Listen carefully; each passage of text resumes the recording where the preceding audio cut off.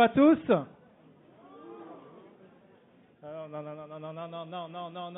Non, vous ne pouvez pas entreprendre avec cette énergie. Ce n'est pas possible. Bonjour à tous.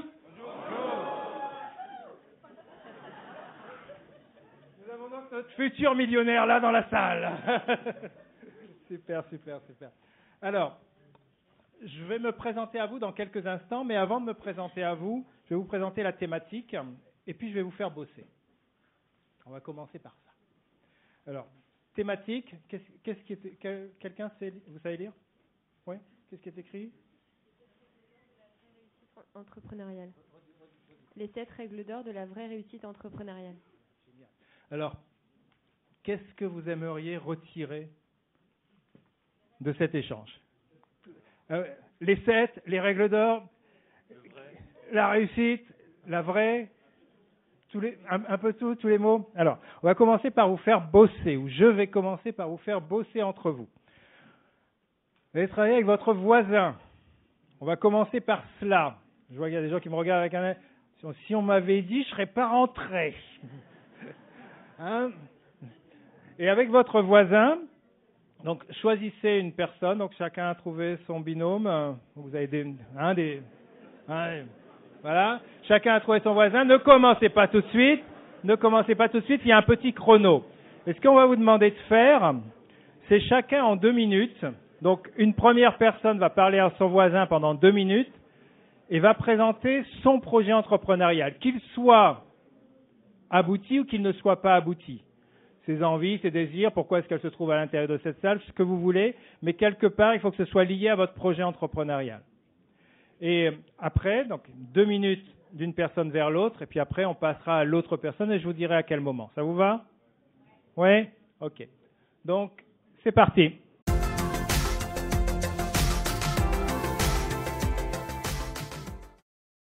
Et maintenant, c'est terminé.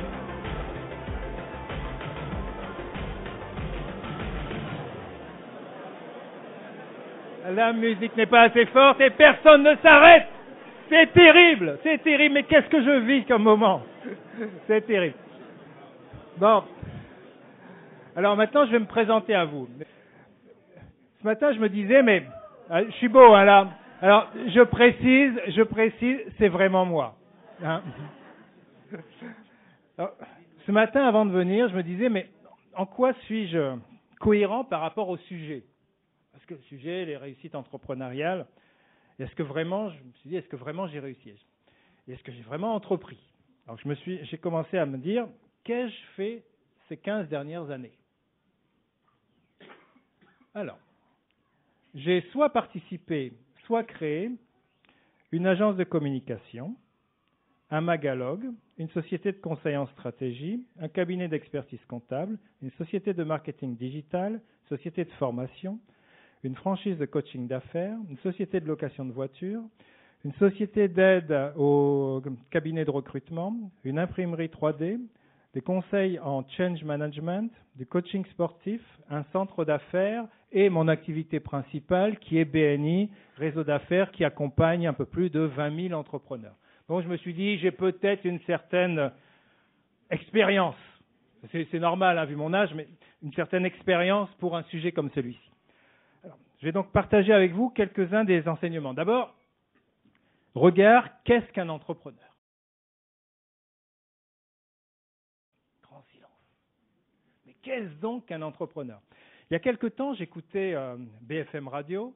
Tout le monde connaît BFM Radio? Oui. J'aimais beaucoup leur définition de l'entrepreneur. Je trouvais que c'était vraiment très parlant. Ils disaient, un entrepreneur, c'est quelqu'un qui prend des risques certains pour des résultats très incertains. C'est pas écrit très, hein, mais j'ajoute très incertain. Et assez souvent, c'est vraiment un élément à prendre en compte. Donc là, j'ai mis 5 choses vraiment à prendre en considération, avoir conscience, bien entendu, des résultats qui sont attendus de ce que l'on va mettre en œuvre, mais surtout des capacités qui sont nécessaires pour mettre en œuvre son projet, si celui-ci est bien défini. Et c'est pas grave s'il n'est pas bien défini. On va voir après ce que je considère être les règles d'or, les risques que l'on va devoir prendre puisqu'on parlait de risques certains pour résultats incertains. Entreprendre, ça veut dire prendre des risques. Quelqu'un se dit, je vais entreprendre parce que je vais réussir. Non, entreprendre, ça veut dire prendre des risques. Tout à l'heure, je vous ai listé un certain nombre de sociétés. Dans les sociétés qui ont été créées, il y en a certaines qui sont mortes. Hein. Donc, on ne réussit pas tout ce que l'on veut entreprendre. Ensuite, des actions qu'il va nécessairement falloir véritablement mettre en œuvre et de mesurer les résultats que l'on obtient. Donc ça, c'est, on va dire, le cadre général. Maintenant, regardons ces 7 règles d'or. La première, et je pense que c'est probablement la plus importante, c'est qu'à un moment donné, il faut accepter de se regarder, de s'analyser.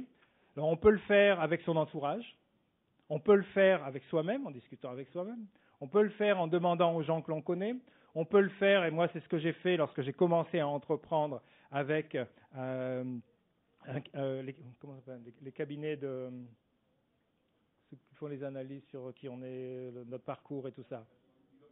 Bilan de compétences, merci monsieur. Faire un bilan de compétences, tous ces éléments sont nécessaires.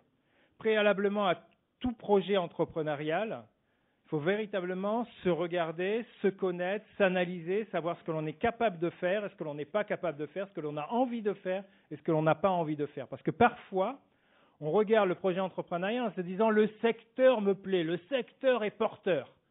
Le secteur, c'est ce qui va me permettre d'aller sur une vague. Mais non, ce n'est pas comme ça. À un moment donné, c'est soi. C'est vraiment soi. Un entrepreneur, c'est une personne. Donc, risque certain, résultat incertain. Premier élément, se connaître. Deuxième chose, avant même de commencer à entreprendre, se projeter. C'est-à-dire commencer à se poser la question, mais en réalité, et il ne faut pas hésiter à écrire ces projets, à noter, à s'enregistrer. Et ça peut être fait en plusieurs fois. Mais qu'est-ce que je veux véritablement réussir à faire? Vers où vais-je aller? Ça va se passer où? Comment est-ce que ça va être fait? Quelle est ma vision d'une journée idéale? Ou d'une journée, comment ça va se passer aussi si ça se passe mal? Quels vont être les effets de cela? On se dit parfois, allez, on va entreprendre et en gros, on se dit qu'un an après, on va déjà commencer à gagner sa vie. C'est rarement comme ça. C'est rarement comme ça. Ça prend souvent un petit peu plus de temps que cela. Donc, voilà, par exemple, donc tous ces éléments sont à prendre en considération et l'élément qui nous anime, c'est-à-dire qui fait qu'à un moment donné, véritablement, on va mettre ce projet ou ces projets en route. C'est-à-dire qu'est-ce qui nous motive à l'intérieur de cela? Pourquoi vraiment? Pourquoi est-ce que je veux entreprendre? Alors, il y a souvent des réponses un peu bateaux. Hein. Oui, je veux entreprendre parce que ça me donne plus de liberté. Ok, bon. C'est un cas. Bon. Je veux entreprendre parce que aujourd'hui, je suis arrivé à un certain niveau de ma carrière et je me dis que, vu le travail que je fais, je suis capable de gagner beaucoup plus en entreprenant moi-même. Ça peut être une raison également. Il faut vraiment réussir à analyser ces raisons, les éléments qui vous motivent. Parce que dans tout projet entrepreneurial, à un moment ou à un autre, on va être face à un certain nombre de difficultés qui vont faire qu'on va devoir se poser des questions, on va avoir besoin de retrouver de la motivation. Donc le pourquoi est un élément très important. Troisième règle d'or, avant même d'avoir commencé à entreprendre, s'entourer. Entreprendre seul, c'est difficile. Parce que rares sont les personnes qui ont l'ensemble des compétences nécessaires.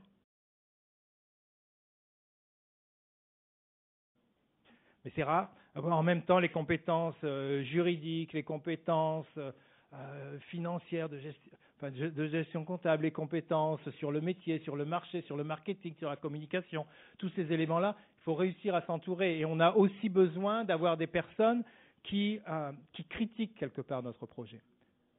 Il ne faut pas se laisser décourager par les critiques. Hein. Moi, je sais que dans un certain nombre de projets que j'ai pu avoir, si j'avais vraiment écouté les critiques, je n'aurais jamais rien fait. Parce que les gens, ils disent toujours « mais tu es complètement fou, pourquoi veux-tu faire ce truc-là, ça ne va pas marcher ». Parfois, ils ont raison, c'est ça le pire. Mais parfois, ils ont tort aussi.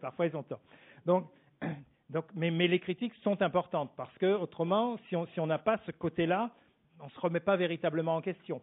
on a aussi besoin d'avoir des personnes qui ont des compétences particulières.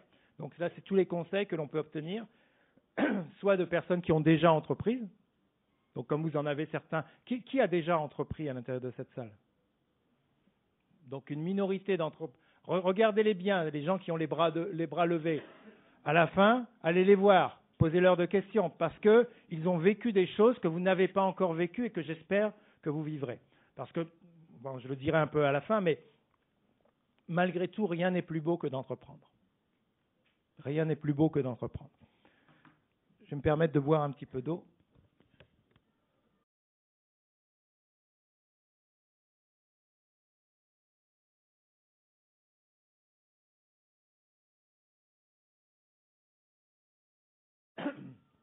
Et puis je disais tout à l'heure, on a aussi besoin de gens qui nous poussent, on a besoin de motivateurs, de personnes qui nous stimulent à certains moments.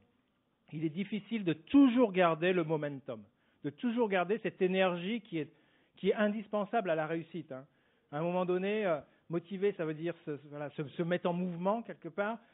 Si on n'arrive pas à se mettre véritablement en mouvement, c'est difficile. Et si on n'y arrive pas, peut-être d'autres personnes peuvent nous aider à nous donner un petit coup de pied enfin voilà, vous imaginez la scène, quoi.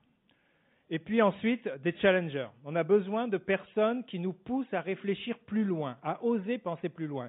Il y a ceux qui critiquent, qui en gros nous disent ton truc, ça ne fonctionnera jamais, de toute façon, tu n'es pas fait pour ça. Voilà. Et ça nous permet de nous poser des questions. Et puis il y a des personnes qui nous poussent à vouloir aller plus loin. Oui, c'est génial, mais est-ce que tu as pensé à tel truc? Est-ce que tu ne penses pas que tu peux faire ceci? Donc des personnes qui nous poussent à aller plus loin. Donc s'entourer et avec ces personnes-là.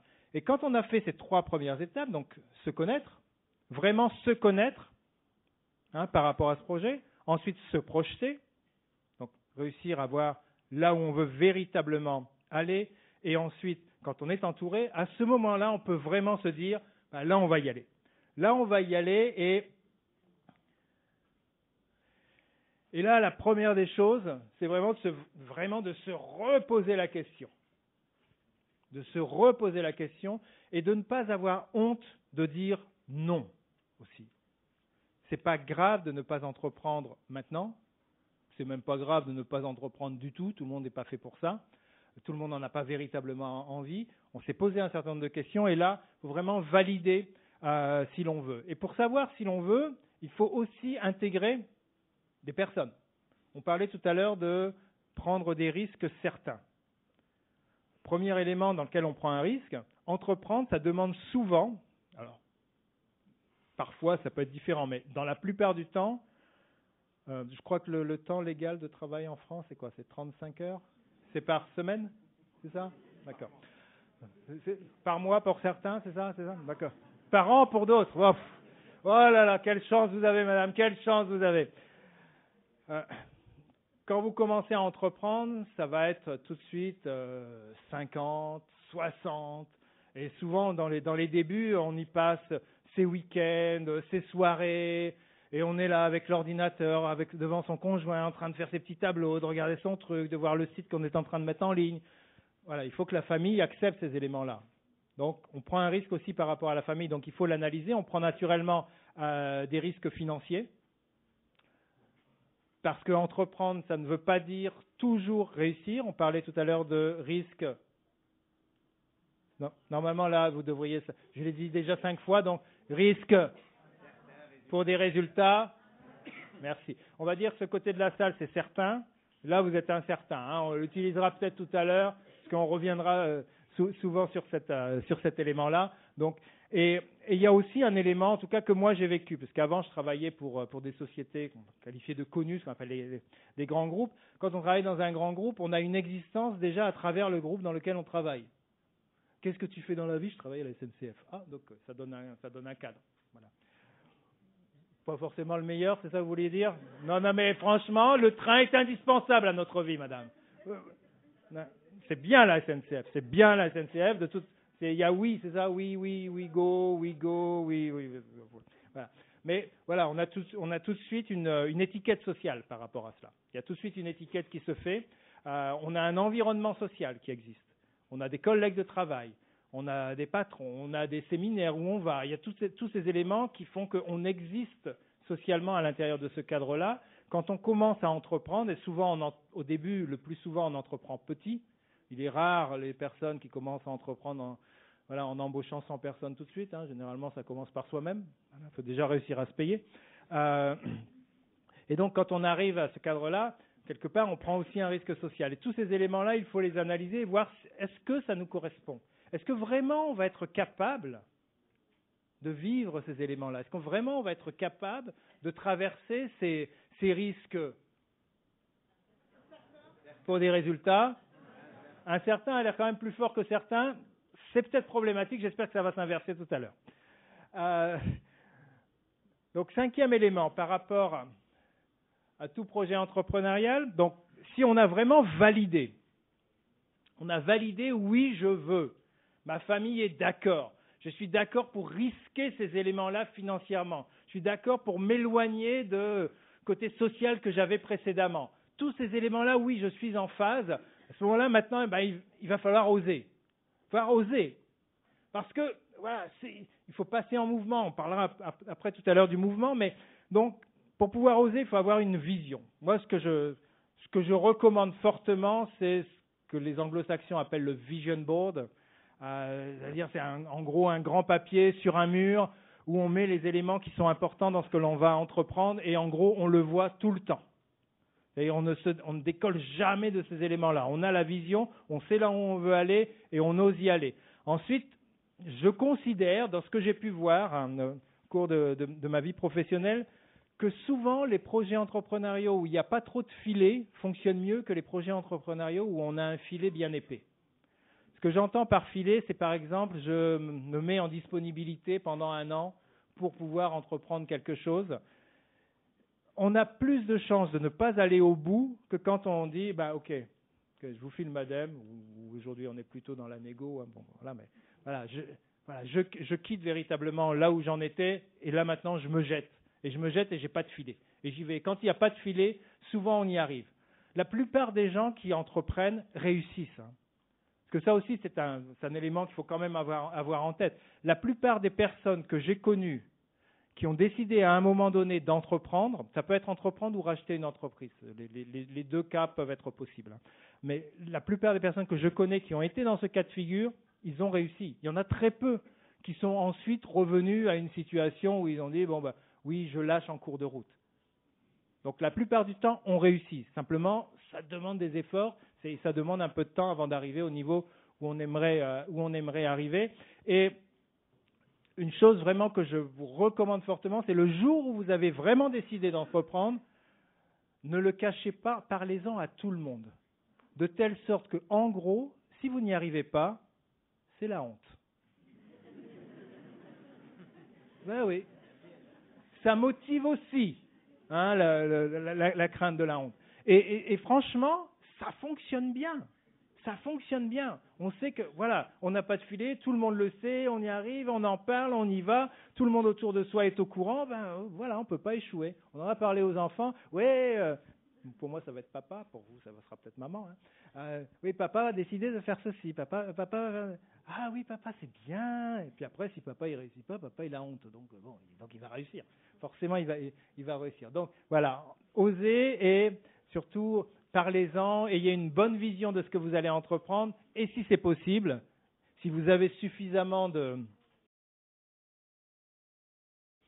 force en vous, coupez le filet. Coupez le filet. 6e élément. Celui qui semble le plus évident de tous. Agir. Je disais tout à l'heure, la plupart des personnes qui ont décidé d'entreprendre ont réussi. Sous réserve qu'ils se sont véritablement mis en action. Je vais donner un exemple. Je vais donner mon exemple, qui n'est pas un très bon exemple sur ce sujet-là. Les premiers mois du moment où j'ai décidé d'entreprendre, j'ai quitté le groupe dans lequel je travaillais, et puis donc j'ai décidé d'entreprendre. Les premiers mois, j'étais encore dans l'esprit, vous travaillez avec une équipe, et puis vous réfléchissez, vous intellectualisez, vous peaufinez. Ma carte de visite, mon logo est-il beau ? Ah, il pourrait être mieux quand même. Ah, et si où le mettrons-nous sur le papier en tête? Vous voyez, tout ce genre de réflexion qui, quelque part, nous empêche d'agir. Parce qu'à un moment donné, quand on entreprend, il n'y a qu'une chose qui compte. Qu'une chose. Il faut être capable de vendre. Tout le reste, c'est du blabla. La seule chose qui compte vraiment en termes d'action, c'est est-ce que je mets en œuvre tous les éléments pour réussir à vendre le produit que j'ai décidé de créer, d'importer, ou le service que j'ai décidé de donner. C'est-à-dire, à un moment donné, il n'y a que la vente qui va compter à l'intérieur de cet élément-là. Donc, l'action va être très importante. Et dans cette action, la fixation, alors ça c'est moins sympa, mais la fixation d'objectifs précis. Avec, en gros, pour réussir à atteindre ça, voici les différentes étapes que je vais devoir faire. Et regarder ces éléments-là tous les jours. Et je sais que lundi, je dois faire ceci. Mardi, je dois faire cela. Mercredi, je dois faire ceci. Jeudi, je dois faire cela. Et ceci tous les jours, toutes les semaines, tous les mois, pendant la construction d'un projet entrepreneurial. Ça va être indispensable à son fonctionnement parce que c'est ça qui va nous permettre de voir que l'on garde le cap. Parce que c'est rare qu'on gagne de l'argent vite. Généralement, il y a des étapes avant qu'on ne commence à encaisser ses premiers chèques. Ensuite, la discipline est clé. Entreprendre, c'est un peu comme... Là, il y a des gens qui, j'en fais peut-être un peu partie d'ailleurs, qui s'inscrivent dans des salles de sport. Ils ont des jolies cartes d'abonnement. Hein. Ils ont l'accès gratuit. Ils ont l'accès gratuit pendant un certain temps. Enfin, c'est payant, mais c'est gratuit. Et puis, ils n'y vont pas. Ou en tout cas, pas régulièrement. Entreprendre, c'est de la discipline. Quand on travaille de chez soi, c'est se dire, mon réveil, il est mis à telle heure je commence à bosser, à telle heure j'ai une pause, à telle heure je reprends mon boulot, à telle heure je prends ma pause déjeuner, et c'est pas de se dire, en gros, je vais travailler comme ça va venir. Parce que c'est très, très, très facile, surtout quand on entreprend de chez soi, d'avoir une relation très intime entre nous, le frigo et la télé. Hein, donc, il faut vraiment se dire, à un moment donné, il faut vraiment une discipline, garder cette discipline qui nous est imposée quand on est dans le monde de l'entreprise, mais il faut se l'imposer à soi-même. Il faut vraiment se l'imposer à soi-même. Et puis, dernier élément que je pense faire partie des réussites entrepreneuriales, c'est la mesure. Mesurer ce que l'on fait, je dirais au début tous les jours, et parfois ce n'est pas agréable à voir, hein, je vais vous donner aussi un exemple. Quand j'ai décidé d'entreprendre au tout début, j'avais un peu d'argent. Et tous les jours, je mesurais comment cet argent fondait. Parce que, bizarrement, les charges restent les mêmes, mais les recettes ne sont plus les mêmes. Mais le fait d'avoir ce graphique, il est descendu assez bas, hein, j'ai eu peur à un moment donné, mais le fait de voir ce graphique tous les jours, mais quelque part, me dit, écoute, tu ne peux pas ne pas y aller, tu dois réussir, tu n'as pas d'autre possibilité. Donc, mesurer ce que l'on fait pour réussir à l'améliorer, pour moi, fait partie des éléments qui sont véritablement extrêmement importants. Et moi, je suis un fanat des graphiques, hein, j'adore les graphiques. Si je devais refaire une carrière, je pense que je serais graphicologue ou quelque chose comme ça. Enfin, voilà, je trouve ça génial parce qu'un graphique parle. On voit des histoires à travers les graphiques et voir les éléments qui nous semblent importants, nos propres indicateurs, de les voir graphiquement tous les jours, eh bien, ça nous laisse focaliser sur l'élément. Voici en gros les 7 éléments qui pour moi sont indispensables pour ce que j'ai appelé la vraie réussite entrepreneuriale. Et pourquoi est-ce que j'ai ajouté le mot vrai? Parce que la réussite entrepreneuriale suffit. C'est parce que le vrai, c'est la relation avec soi. C'est l'expérience entrepreneuriale qui, quelque part, nous fait vibrer et nous rend fiers. Nous rend heureux de ce que l'on fait. Si on ne se lève pas le matin en étant heureux, il vaut mieux rester couché, quoi. Voilà. Donc c'est vraiment la vraie réussite entrepreneuriale, c'est celle qui nous concerne nous, qui nous fait vibrer nous, qui nous fait vivre nous, qui nous remplit nous. Et franchement, rien n'est plus beau que l'entreprise. De mon point de vue, rien n'est plus beau que l'entreprise parce qu'à un moment donné, c'est là où se passent tous les mélanges sociaux, tous les apprentissages. Et puis un dernier élément que je voudrais dire, c'est que il y a certaines personnes qui ont déjà entrepris, je voyais tout à l'heure, il y avait des mains qui s'étaient levées. On doit être dans un processus d'amélioration continue.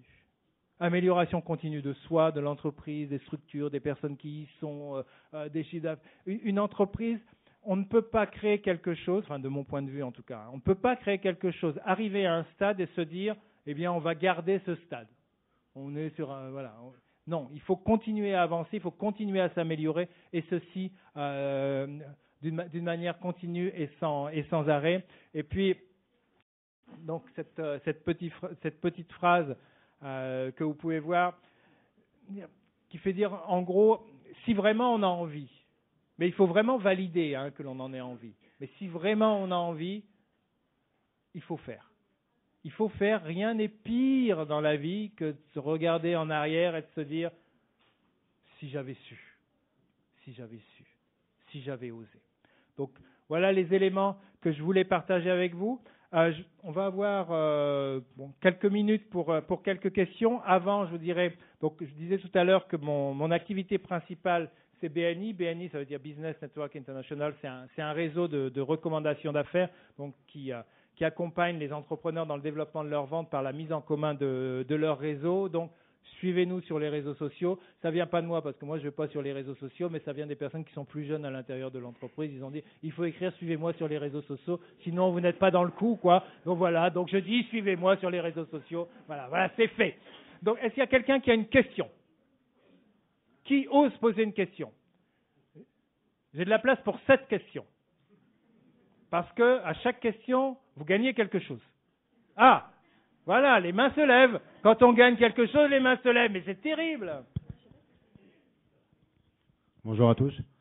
Donc, si on a décidé de suivre les étapes et on a décidé d'y aller, parmi vos règles, il y a s'entourer. Si éventuellement s'entourer pour avoir, comme vous avez dit, différents avis, des personnes qui vont nous aider dans notre process. Si on n'arrive pas à s'entourer, qu'est-ce qu'on fait?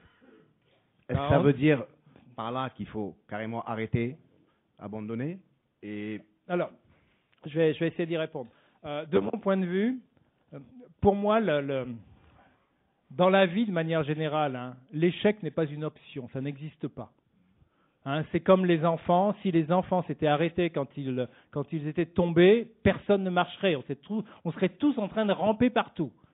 Donc, si vous n'avez pas réussi une fois, vous essayez une deuxième, une troisième, une quatrième et vous finirez par y arriver. Demandez aux personnes qui se trouvent autour de vous et vous verrez que vous réussirez à ouvrir les portes, sous réserve que vous aussi vous apportiez un peu de valeur à aux personnes que vous allez avoir autour de vous. Mais il n'y a aucune raison pour que vous n'y arriviez pas. Donc, vous avez malgré tout gagné un livre qui s'appelle « Piloter votre réussite », parce qu'il est important de continuer à évoluer. Deuxième question. Ah, les questions, ça... Oh là là là là. Qu'est-ce qu'il y a comme question tout à coup? Il n'y en avait pas tout à l'heure, maintenant il y en a plein. Allez. Bonjour à tous. J'aurais une question, au-delà justement des 7 points que vous avez évoqués, qu'est-ce que lorsque vous avez commencé à devenir entrepreneur, qu'est-ce que vous avez trouvé le plus difficile? Le plus difficile, c'est d'agir. Le plus difficile, c'est je vais parler de manière un peu familier, c'est de se bouger les fesses, quoi. C'est tellement confortable de rester, je disais, entre le frigo, la télé, le pied sur le canapé, c'est confortable. Ce qui est difficile, c'est d'y aller, quoi. C'est d'y aller, c'est d'aller voir les clients, se prendre des gifles, des gens qui vous disent « mais vous êtes complètement débile, j'en veux pas de votre truc ». Voilà, c'est pas simple.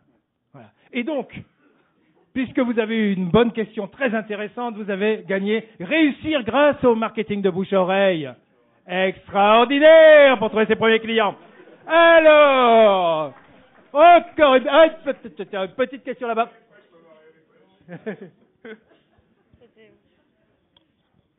Bonjour. Bonjour. J'ai une question. Qu'est-ce que vous pourriez donner comme conseil à une personne comme moi qui en est au stade de l'idée et qui a 1 milliard de propositions autour d'elle on va t'accompagner dans ton processus. Comment choisir efficacement qui va nous accompagner? Entre un incubateur, une pépinière et tous ces trucs-là. Voilà. Alors, mon conseil, c'est mettez autour de vous un certain nombre de personnes qui ont déjà entreprise. vous expliquer un peu plus en détail ce que vous voulez faire, et à ce moment-là, ils vont vous guider dans ce que vous devriez faire. Il ne faut pas rester seul dans l'entrepreneuriat. Demander ce qui est difficile, c'est l'action, c'est aussi la solitude au départ. Donc, pour pouvoir réussir à vous entourer, demandez à des personnes qui ont entreprise. Et dites-vous aussi, ça va aussi vers vous, monsieur, que la plupart des gens aiment donner des conseils. La plupart des gens ont du plaisir à aider les autres. Je veux dire, allez vers les gens qui, alors, s'il vous plaît, ne m'envoyez pas tous des mails, mais les gens qui m'interpellent et qui me disent, bon, est-ce que vous pourriez me donner des conseils sur tel ou tel truc, est-ce qu'il serait possible de se voir? Au début, je dis, puis après, je dis, ouais, ok. Et puis, on passe 1 heure, 1h30, et voilà, on est très heureux de le faire. Donc, posez des questions à un certain nombre de personnes. Et donc, comme vous avez une très bonne question, je vais vous dire, vous, c'est le livre des décisions. Parce que vous avez besoin de prendre les décisions et les bonnes décisions, et rapidement. Je vous laisse. À qui vous voulez? À qui vous voulez? Il nous reste 3 minutes. 3 minutes et il me reste 4 livres. Oui, alors Allez-y. Oui, bonjour monsieur. Alors, vous avez dit que parmi les 7 règles de réussite, c'est vouloir. Voilà. Et le côté vouloir, est-ce que vous voulez dire... est-ce que ce sont les motivations intrinsèques ou extrinsèques ou les conditions générales de l'environnement Oh là là là là, vous êtes trop intello pour moi. Trop intello. Vouloir, ça veut dire à un moment donné, valider que véritablement on a le désir d'y aller. Mais vraiment le valider en regardant les risques que l'on prend. Je disais que entreprendre, c'est prendre un risque certain pour un résultat incertain. Là, on mesure le risque certain que l'on prend. Et on sait que le résultat est incertain. Le veut-on vraiment? Le veut-on vraiment? Il faut valider cette étape-là. Très important. Vous avez eu le droit qu'à une question. Vous avez un livre, mais vous n'avez le droit qu'à une question. Et donc, vous aussi, vous avez besoin de piloter votre réussite, je le sens. Je sens que vous avez besoin de piloter votre réussite. Ah là là là là. En fait, bah oui, là, vous allez vous faire taper. Qui veut peut. Bonjour monsieur. Quand on a un tempérament d'artiste, donc un certain, peut-on devenir aussi entrepreneur? Quand on a un tempérament d'artiste? Oui, c'est-à-dire le doute, en fait, et compagnie. Les doutes? De doute? Oui, un artiste en général, il doute. Ouais, enfin moi je sais pas, mon frère est artiste, il doute pas. Hein. Voilà, au contraire, il a un ego démesuré. Mais bon, est-ce qu'on peut entreprendre en étant artiste? Oui, bien sûr, on peut entreprendre en étant tout. Maintenant, l'entourage dont on va avoir besoin ne sera pas forcément le même. Donc, entourons-nous des personnes qui vont pouvoir nous aider à l'intérieur de ça, et je dirais, entourons-nous de personnes qui sont peut-être plus cartésiennes, et je pense que vous aussi, c'est piloter votre réussite qu'il vous faut. Merci beaucoup. Allez, il nous en reste 2, mais il nous reste 2 minutes. Oh là là. Allez, hop, voilà. C'est un petit peu d'exercice. Après, c'est elle que vous tapez, hein. Pour ceux qui n'ont pas eu de livre, c'est pas moi, hein, je précise. Alors, ma question est simple, c'est comment bannir les croyances limitantes et quand on sait qu'on a une idée super?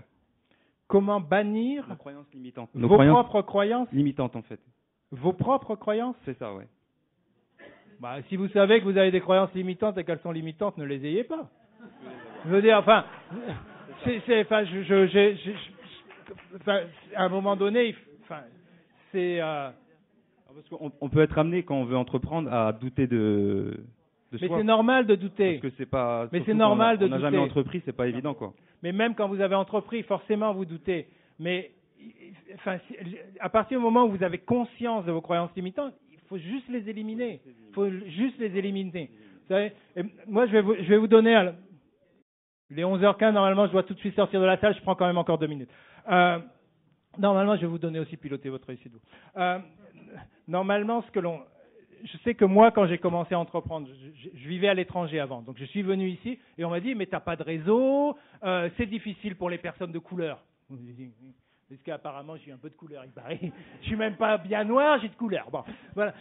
Je veux dire, et est-ce que ça crée des... Non, on peut tout réussir. On peut tout réussir. Il suffit de vouloir, il suffit d'agir. À un moment donné, il faut vraiment agir. C'est l'action qui fait la différence. Le nombre de personnes qui réussissent est extraordinairement important. Une dernière question. Et puis après, on termine parce que autrement on va se faire taper parce qu'il est 11h16. On m'avait dit 15. Prisca, en fait, je me lance dans un service à domicile où j'ai comme partenaire l'État. Donc le risque est certain. les délais sont très lents. Comment vais-je me prendre financièrement? Parce que si les délais sont très lents pour encaisser, forcément, je ne pourrais pas survivre. Je ne peux pas rentrer dans le détail de votre projet, je ne le connais pas. Mais il y a quelqu'un qui, alors on change un peu de sujet, mais on va dire dans le domaine du développement personnel, mais qui touche aussi à l'entreprise, qui s'appelle Jack Canfield, qui est ce qu'ils appellent le success coach mondial, enfin, le plus performant. Et il a une formule qui est hyper simple, qui est E plus R égale O. Voilà, on connaît bien. Event, qu'on peut dire environnement, plus response, on pourrait dire plus action, égale résultat. Vous ne pouvez pas changer l'environnement. Vous ne pouvez pas le changer. Vous pouvez définir la réponse, et ensuite, ce que vous devez surtout changer, c'est la manière dont vous allez agir. Et donc là, c'est de la réflexion que vous devez avoir par rapport à cela. Et pour bien réussir cela, vous avez droit au livre des décisions. C'est pas beau la vie? Je vous remercie tous pour... Ah, on est malheureusement obligés. Ouais. Là, merci à tous d'avoir été là. Et j'espère que vous allez entreprendre. J'espère que vous allez entreprendre parce qu'il n'y a pas de plus beau voyage que l'entrepreneuriat. Merci à tous.